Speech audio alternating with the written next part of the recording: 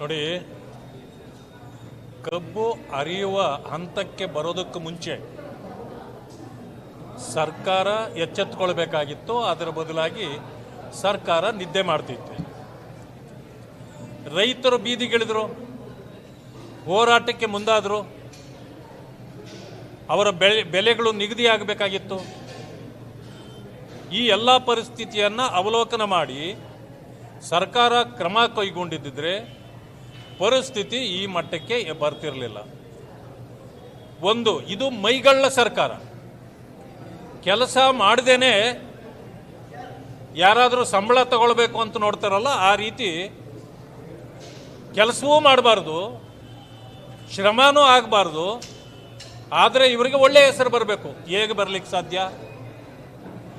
ಹೋರಾಟಕ್ಕೆ ಜನ ಇಳಿದ ಮೇಲೆ ನಮ್ಮ ಪಕ್ಷ ಸಂಪೂರ್ಣವಾಗಿ ರೈತ ಪರವಾದ ನಿಲುವನ್ನು ತೆಗೆದುಕೊಂಡಿದೆ. ಯಾಕೆ ಅಂತಂದರೆ ಮೊದಲಿಂದಲೂ ಕೂಡ ನಮ್ಮ ಪಕ್ಷ ರೈತ ಪರವಾದ ಪಕ್ಷ. ಇದೆಲ್ಲವನ್ನೂ ಗಮನಿಸಿದ ಮೇಲೆ ಸರ್ಕಾರ ನಾವು ಅಂದ್ಕೊಂಡಿದ್ವಿ ತಕ್ಷಣ ಕಬ್ಬು ಬೆಳೆಗಾರರ ಸಮಸ್ಯೆಗೆ ಪರಿಹಾರ ಕೊಡ್ತಾರೆ, ಹೋಗಿ ಅವ್ರ ಜೊತೆಯಲ್ಲಿ ಮಾತಾಡ್ತಾರೆ ಅಂತ. ಅವರು ಮಾತಾಡಲೇ ಇಲ್ಲ. ಆ ಕಾರಣದಿಂದ ಭಾರತೀಯ ಜನತಾ ಪಕ್ಷ ತೀರ್ಮಾನ ತೆಗೆದುಕೊಂಡು ಮಾನ್ಯ ಅಧ್ಯಕ್ಷರಾಗಿರ್ತಕ್ಕಂಥ ವಿಜೇಂದ್ರ ಅವರು ಬೆಳಗಾವಿಗೆ ಧಾವಿಸಿದರು. ಅವರ ಹುಟ್ಟುಹಬ್ಬ ಇದ್ದರೂ ಕೂಡ 5ನೇ ತಾರೀಕು ನನಗೆ ಅದು ಮುಖ್ಯ ಅಲ್ಲ, ರೈತರ ಸಮಸ್ಯೆ ನನಗೆ ಮುಖ್ಯ ಅಂತಕ್ಕಂಥ ಮಾತನ್ನು ಹೇಳಿ ಆ ರೈತರ ಜೊತೆಯಲ್ಲೇ ಕುಳಿತು ಆ ರಾತ್ರಿ ಅಲ್ಲೇ ಅಹೋರಾತ್ರಿ ಧರಣ ಮಾಡಿ ಅವರಿಗೆ ಸಹಕಾರ ಕೊಟ್ಟಿದ್ದೇವೆ. ಇದನ್ನು ಇವತ್ತು ಮುಖ್ಯಮಂತ್ರಿಗಳು ಬಿಜೆಪಿ ಅಧ್ಯಕ್ಷರಾಗಿರ್ತಕ್ಕಂಥ ವಿಜೇಂದ್ರರವರು ರೈತರನ್ನು ದಾರಿ ತಪ್ಪಿಸ್ತಾ ಇದ್ದಾರೆ ಅಂತ ಹೇಳುವ ಮಾತಿದೆಯಲ್ಲ, ಇದು ನಮಗೆ ಬಹಳ ಖುಷಿಯಾಗಿದೆ. ಯಾಕೆ ಅಂತಂದರೆ ಅದು ಹೇಳಿರ್ತಕ್ಕಂಥದ್ದು ದಾರಿ ತಪ್ಪಿಸಿದ ವಿಷಯ ಅಲ್ಲ.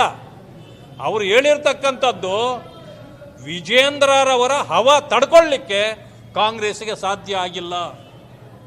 ನಾವು ಸಹಕಾರ ಕೊಟ್ಟ ಮೇಲೆ ಸರ್ಕಾರ ಎಚ್ಚೆತ್ತುಕೊಳ್ಳಲಿಕ್ಕೆ ಪ್ರಾರಂಭ ಆಯಿತು. ರೈತರ ಸಮಸ್ಯೆಗಳಿಗೆ ಪರಿಹಾರ ಕೊಡಲಿಕ್ಕೆ ಅವ್ರಿಗೆ ಇನ್ನೂ ಸಾಧ್ಯವಾಗಿಲ್ಲ.